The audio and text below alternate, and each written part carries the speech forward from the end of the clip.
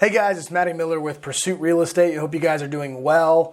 Today we are actually talking about kind of a strange topic, but why rents are going down in this market. I know it's going to confuse a lot of people, but it actually is happening a little bit, and we're going to talk a little bit about why that's happening and what that means for the future going forward.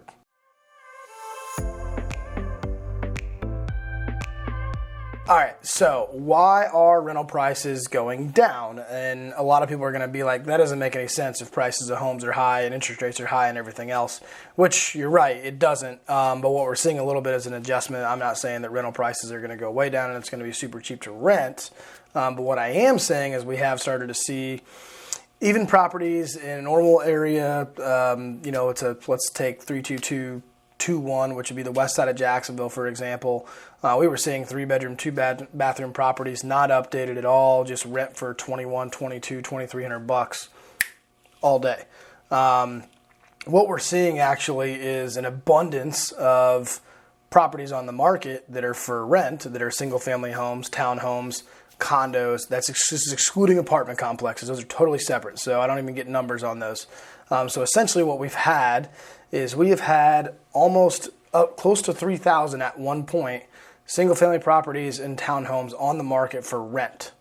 Okay, in my lifetime in this business, which is like 12 years, we've never seen that amount of properties for rent on the market, active, that are vacant, ready to go.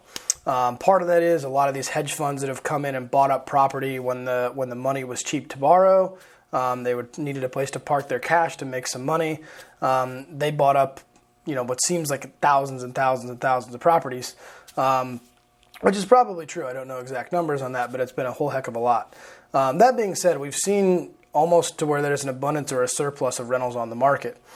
So now we've started to see other people start to jockey down, down, and down because they don't want to wait, whether it's you who's sitting here watching this video who owns 2 properties.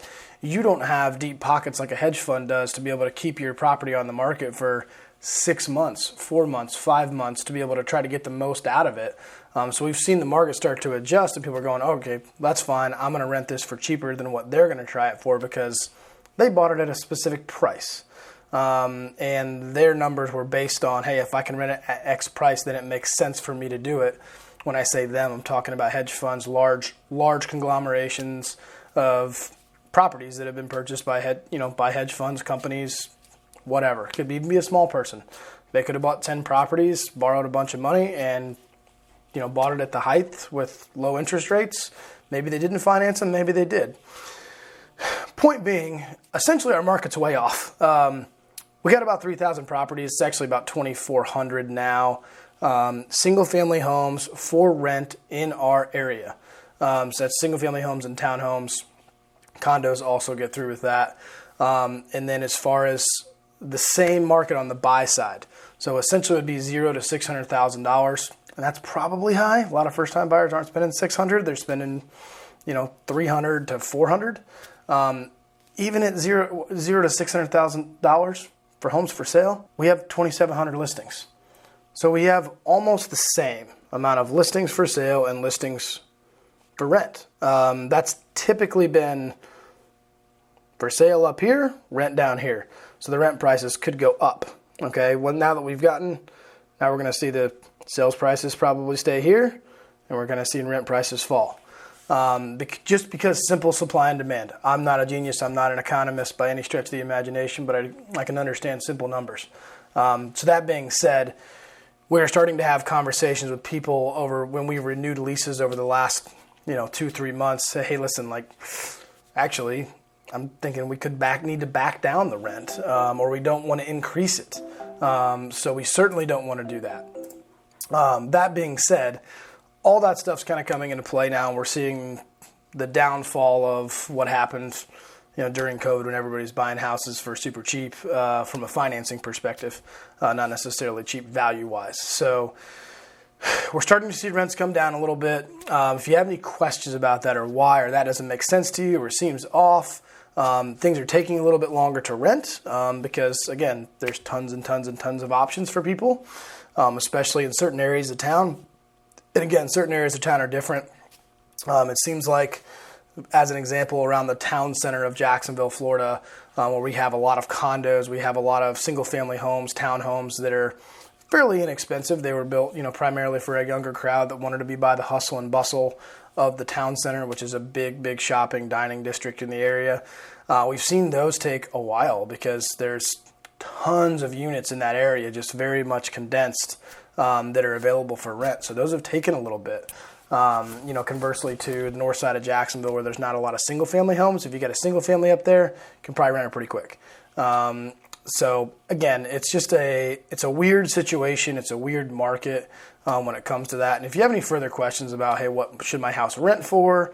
Hey, I bought it at X amount of money, X amount of dollars to be able to rent it at this property. Well, just because you bought it at a certain price doesn't necessarily mean that the value on the rental side is actually going to make sense for you. Things change, unfortunately, in the real estate market. Not everybody makes money. Our goal is to help you make money, but at the same time, historically, people have made mistakes, and that typically can be a good thing for some people. As Warren Buffett, I believe, says, when there's blood in the streets, buy.